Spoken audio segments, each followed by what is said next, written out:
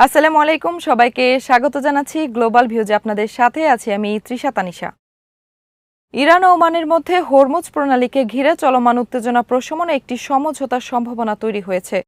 ইরানের পার্লামেন্টের জাতীয় নিরাপত্তা ও পররাষ্ট্রনীতি কমিটির মুখপাত্র জানিয়েছেন, ওমানের সঙ্গে আলোচনায় একটি সমঝোতার সাধারণ কাঠামোতে পৌঁছানো গেছে, তবে চূড়ান্ত অনুমোদনের জন্য বিষয়টি এখন উচ্চ পর্যায়ের সিদ্ধান্তের অপেক্ষায় রয়েছে। হরমুজ প্রণালীকে কেন্দ্র করে যুক্তরাষ্ট্র, ইরান ও উপসাগরীয় দেশগুলোর মধ্যে উত্তেজনা বাড়ার মধ্যেই এই অগ্রগতির সামনে এলো। প্রণালীটি দিয়ে বিশ্বের অন্যতম গুরুত্বপূর্ণ জ্বালানি সরবরাহ পথ পরিচালিত হওয়ায় এর নিরাপত্তা ও চলাচল স্বাভাবিক রাখা আন্তর্জাতিক ও বাণিজ্যের জন্য অত্যন্ত গুরুত্বপূর্ণ। ওমান দীর্ঘদিন ধরেই ইরান ও পশ্চিমা দেশগুলোর মধ্যে মধ্যস্থতাকারী হিসেবে ভূমিকা পালন করে আসছে। এদিকে আঞ্চলিক নিরাপত্তায় নতুন সমীকরণের ইঙ্গিত দিয়েছে সৌদি আরব, তুরস্ক ও পাকিস্তান। মক্কায় তিন দেশের নেতারা একটি পারস্পরিক প্রতিরক্ষা চুক্তিতে স্বাক্ষর করেছেন। চুক্তি অনুযায়ী তিন দেশের যে কোনো একটির ওপর সশস্ত্র হামলাকে তিন দেশের ওপর হামলা হিসেবে বিবেচনা করা হবে। মধ্যপ্রাচ্যে চলমান অস্থিরতার প্রেক্ষাপটে এই প্রতিরক্ষা সমঝোতাকে তাৎপর্যপূর্ণ বলে মনে করা হচ্ছে। অন্যদিকে ইরানের প্রেসিডেন্ট মাসুদ পেজেশকিয়ান বলেছেন, তেহরান যুদ্ধ কিংবা অন্য দেশের ভূখণ্ড সম্প্রসারণের লক্ষ্য রাখে না, তবে কোনো ধরনের চাপ বা জবরদস্তির কাছে ইরান নতি স্বীকার করবে না। তার বক্তব্যে একই সঙ্গে আলোচনার সুযোগ এবং জাতীয় নিরাপত্তা রক্ষায় কঠোর অবস্থানের বার্তা পাওয়া গেছে। সব মিলিয়ে একদিকে ইরান ওমান সমঝোতার সম্ভাবনা এবং অন্যদিকে সৌদি, তুরস্ক, পাকিস্তানের প্রতিরক্ষা চুক্তি, দুটি ঘটনায় মধ্যপ্রাচ্যের দ্রুত পরিবর্তনশীল কৌশলগত পরিস্থিতিকে নতুন মাত্রা দিয়েছে। ইরানের সর্বোচ্চ নেতার আন্তর্জাতিক বিষয়ক উপদেষ্টা আলী আকবর বেলায়েতি বলেছেন, মধ্যপ্রাচ্যে নিরাপত্তা নিশ্চিত করতে হলে অঞ্চল থেকে সব বিদেশি শক্তিকে চলে যেতে হবে। সামাজিক যোগাযোগ মাধ্যম এক্সে দেওয়া এক পোস্টে তিনি ইরানের সশস্ত্র বাহিনী, জনগণের দৃঢ়তা এবং প্রতিরোধ অক্ষের সাহসের প্রশংসা করেন। একই সঙ্গে তিনি দাবি করেন, আমেরিকা ও ইসরায়েলের পরাজয় এই বিশ্বাসকে আরও শক্তিশালী করেছে যে বিদেশি শক্তি আঞ্চলিক অস্থিতিশীলতার প্রধান কারণ। বেলায়েতির বক্তব্যে একটি গুরুত্বপূর্ণ বিষয় উঠে এসেছে, মধ্যপ্রাচ্যের নিরাপত্তা কাঠামো আঞ্চলিক দেশগুলো নিজেদের সহযোগিতার ভিত্তিতে গড়ে তোলার দাবি। অর্থাৎ ইরান চাইছে উপসাগরীয় মধ্যপ্রাচ্যের দেশগুলো যুক্তরাষ্ট্রসহ বাইরের সামরিক শক্তির উপর নির্ভরতা কমিয়ে নিজেদের মধ্যে নিরাপত্তা সহযোগিতা বাড়াক। এর সঙ্গে গুরুত্বপূর্ণ হয়ে উঠেছে হরমুজ প্রণালী। ইরান বাণিজ্যিক জাহাজ চলাচল সীমিত করার সক্ষমতাকে ইতোমধ্যে বড় ধরনের অর্থনৈতিক চাপের হাতিয়ার হিসেবে ব্যবহার করছে। আইএফএম এর পোর্টওয়াচ তথ্য অনুযায়ী 2 আগস্ট শেষ হওয়া 7 দিনের হরমুজ দিয়ে প্রতিদিন গড়ে মাত্র প্রায় 4টি জাহাজ চলাচল করেছে। অথচ 2025 সালের একই সময়ে এই সংখ্যা ছিল প্রায় 90টি। একই সময়ে দৈনিক পণ্য পরিবহনের আনুমানিক পরিমাণ 45 লাখ টন থেকে কমে প্রায় 1,43,000 টনে নেমেছে, প্রায় 96% পতন। এটি সাময়িক কোনো সংকট নয়। ফেব্রুয়ারি 28 থেকে জাহাজ চলাচল ও পণ্য পরিবহন আগের বছরের তুলনায় ধারাবাহিকভাবে নিম্ন পর্যায়ে রয়েছে। ফলে প্রশ্ন এখন ইরান হরমুজ বাণিজ্য ব্যাহত করতে পারে কিনা তা নয়, বরং প্রশ্ন হলো এই নিয়ন্ত্রণকে কতটা কার্যকর রাজনৈতিক চাপ হিসেবে ব্যবহার করে তেহরান এবং কতদিন ধরে তা বজায় রাখতে পারে। এই মাটির টানে সারা দুনিয়ার সেই সব মানুষের জন্য আমাদের সামান্য সংযোগ, মাত্র 30% টাকায় জমির মালিক হয়ে নতুন বাংলাদেশের গড়ে তোলার স্বপ্ন দেখা। বাংলা বসতি, এই মাটি আমার, এই জমিন আমার। হরমুজ প্রণালী পুনরায় খুলে দিতে ইরান ও ওমানের মধ্যে আলোচনায় অগ্রগতি হয়েছে বলে জানিয়েছে যুক্তরাষ্ট্র। শুক্রবার এক মার্কিন কর্মকর্তা রয়টার্সকে বলেন, শিগগিরই দুই দেশের মধ্যে একটি সমঝোতা হতে পারে। চুক্তি হলে প্রণালী দিয়ে বাণিজ্যিক জাহাজ চলাচল স্বাভাবিক হবে এবং এর বিনিময়ে ইরানি বন্দরগুলোর ওপর মার্কিন অবরোধ তুলে দেওয়া হতে পারে।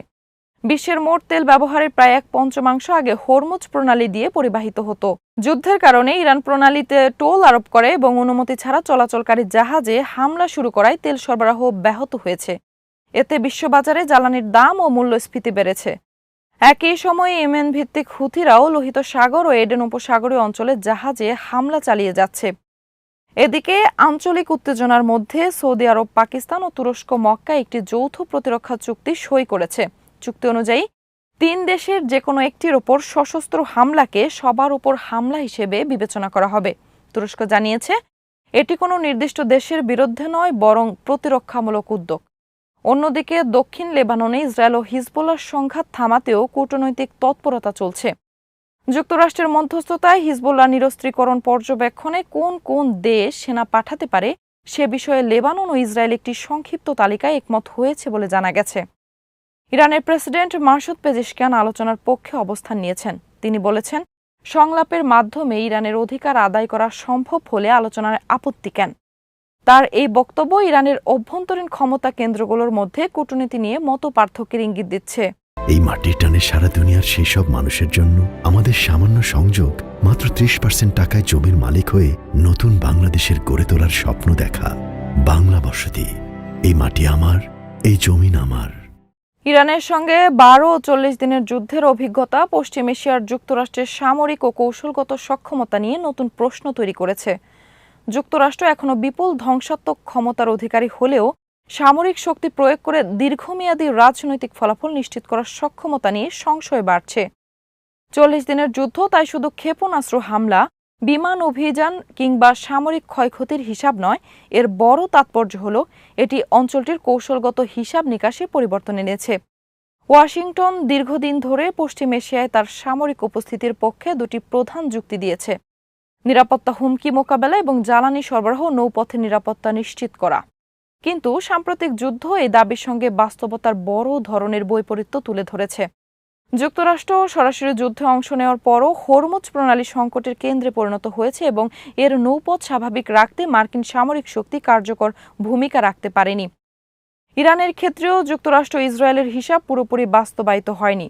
তেহরানের সামরিক অবকাঠামো ও নেতৃত্বে বড় আঘাত এলেও দেশটির ক্ষেপণাস্ত্র, ড্রোন ও রাজনৈতিক আঞ্চলিক সক্ষমতা পুরোপুরি ধ্বংস হয়নি। একই সঙ্গে ইরানের আঞ্চলিক সম্পর্ক ও মিত্র নেটওয়ার্কও বিলীন হয়নি, বরং যুদ্ধ দেখিয়েছে এসব সক্ষমতা আঘাতের পরও পুনর্গঠিত হওয়ার সুযোগ রাখে। এই বাস্তবতা প্রমাণ করে সামরিক শক্তি দিয়ে পশ্চিম এশিয়ার জটিল রাজনৈতিক কাঠামোকে ইচ্ছেমতো পুনর্গঠন করা সম্ভব নয়। বরং মার্কিন সামরিক উপস্থিতি যদি নিরাপত্তার পরিবর্তে নতুন সংঘাত ও অস্থিতিশীলতার ঝুঁকি বাড়ায়, তাহলে ওয়াশিংটনের মিত্রদেরও নিজেদের নিরাপত্তা নীতি নতুন করে মূল্যায়ন করতে হবে। ফলে পশ্চিম এশিয়ার সামনে এখন বড় প্রশ্ন: যুক্তরাষ্ট্রের অব্যাহত সামরিক উপস্থিতি কি সত্যি আঞ্চলিক নিরাপত্তা নিশ্চিত করছে, নাকি সেটি সংঘাতেরই অন্যতম কারণ হয়ে উঠেছে? 40 দিনের যুদ্ধ এই বিতর্ককে আরও তীব্র করছে। ইরানের সর্বোচ্চ নেতা আয়াতুল্লাহ আলী খামেনির আন্তর্জাতিক বিষয়ক জ্যেষ্ঠ উপদেষ্টা আলী আকবর ভেলায়েতি পশ্চিম এশিয়া থেকে বিদেশি সামরিক ও রাজনৈতিক শক্তিকে প্রত্যাহারের আহ্বান জানিয়েছেন। শনিবার নিজের এক্স অ্যাকাউন্টে দেওয়া এক পোস্টে তিনি বলেন, সাম্প্রতিক ঘটনা প্রবাহ প্রমাণ করেছে যে আঞ্চলিক নিরাপত্তা নিশ্চিত করার সক্ষমতা এই অঞ্চলের দেশগুলোর নিজেদেরই রয়েছে।